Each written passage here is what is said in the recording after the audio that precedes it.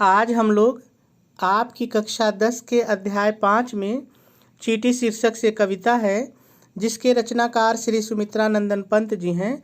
आज इसके दूसरे भाग की व्याख्या सीखेंगे। इसके पहले हम लोगों ने पहला भाग देखा, बहुत ही सरल है।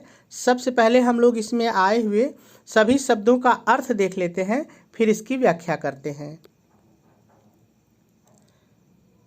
चींटी है, इसका वही अर्थ रहेगा। प्राणी, प्राणी ही कर लीजिए, चाहे जीव में बदल सकते हैं।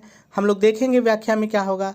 सामाजिक वही रहेगा, वह भी वही रहेगा, या वह की जगह आप चींटी कर सकते हैं क्योंकि वह शब्द चींटी के लिए आया। श्रमजीवी अर्थात अपनी मेहनत पर जिंदा रहने वाली, वह अर्थात चींटी। सुनागरिक यानी सभ्य नागरिक, देखा वही रहेगा, चींटी वही रहेगा, को वही रहेगा। क्वेश्चन मार्क को हम क्या में बदल लेंगे, क्वेश्चन मार्क जहाँ है वहाँ क्या कहेंगे। उसके अर्थात चींटी के। जी मतलब हिम्मत, जी माने यहाँ पे जो है हिम्मत, को वही रहेगा। क्वेश्चन मार्क क्या, क्वेश्चन मार्क की जगह क्या। भूरे, भूरा रंग होता है, आप समझ रहे हैं, तो भूरा वही रहेगा। बालों की वही रहेगा। की, सी मतलब की तरह। कतरन आप समझ रहे हैं, टुकड़ा, बाल का जो छोटा छोटा टुकड़ा होता है, जैसे कपड़े की कतरन होती है, तो यहाँ पे बालों की कतरन यानी बालों का छोटा टुकड़ा। छिपा नहीं वही रहेगा, उसका अर्थात चींटी का। छोटापन अर्थात छोटापन वही रहेगा, नहीं बदलेगा।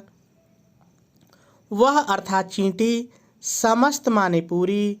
पृथ्वी पर अर्थात पृथ्वी पर, पृथ्वी के ऊपर। निर्भय माने बिना डरे हुए, बिना भय के। विचरण अर्थात घूमती। करती वही रहेगा, विचरण करती अर्थात घूमती है। श्रम में, मेहनत में। तन्मय मतलब लगा रहना, मन से लगा रहना। वह अर्थात चींटी। जीवन की वही रहेगा। चिनगी मतलब चिनगारी, आग का छोटा, जो बहुत छोटी आग होती है तो चिनगी यानी चिनगारी। अक्षय माने जो कभी खत्म न हो।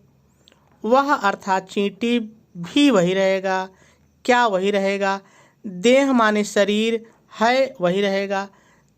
तिल सी मतलब तिल की तरह। तिल एक अनाज है जिसमें से तेल निकालते हैं, काला सफ़ेद रंग का रहता है, तो तिल सी अर्थात तिल की तरह। प्राणों की वही रहेगा। रिलमिल का मतलब होता है चमक, रिलमिल माने चमक। झिलमिल मतलब झिलमिलाहट। सी की तरह। दिन भर पूरे दिन। में वही रहेगा, वह वही रहेगा। मीलों वही रहेगा, चलती चलती है। अथक बिना थके हुए। कार्य से वही रहेगा, कभी वही रहेगा। न माने नहीं, टलती माने हटती है। तो सभी शब्दों की व्याख्या हो गई। चलिए हम लोग इसकी व्याख्या करें। इसके पहले थोड़ा सा संदर्भ और प्रसंग की बात कर लें। तो देखिए, जब मैंने इसका पहला भाग आपको बताया था तो वहाँ जो संदर्भ मैंने आपको बताया है वही संदर्भ यहाँ भी होगा, तो आप पहले भाग से देख लीजिए। प्रसंग बार बार बदलता है, तो चलिए प्रसंग हम लोग लिख लेते हैं।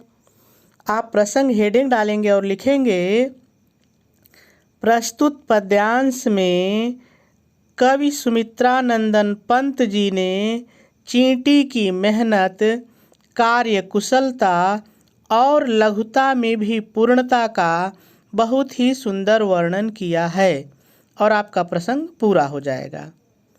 चलिए अब व्याख्या देखते हैं।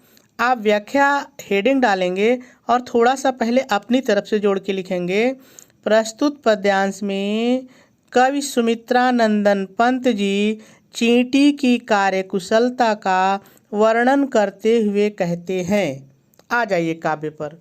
करते हुए कहते हैं, चींटी, फिर अपने जोड़े एक। चींटी एक सामाजिक प्राणी है। चींटी एक सामाजिक प्राणी है।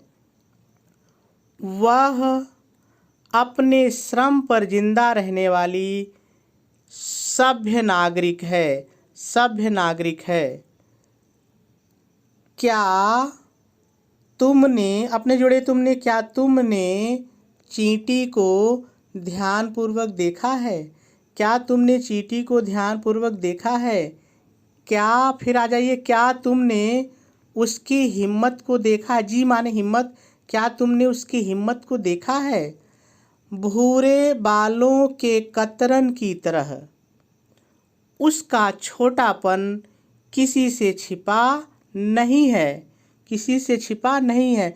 फिर भी, अपने जोड़े, फिर भी वह समस्त पृथ्वी पर निर्भय होकर घूमती है और अपने श्रम में लगी रहती है। वह जीवन की कभी न खत्म होने वाली चिंगारी है। वह जीवन की कभी न खत्म होने वाली चिंगारी है।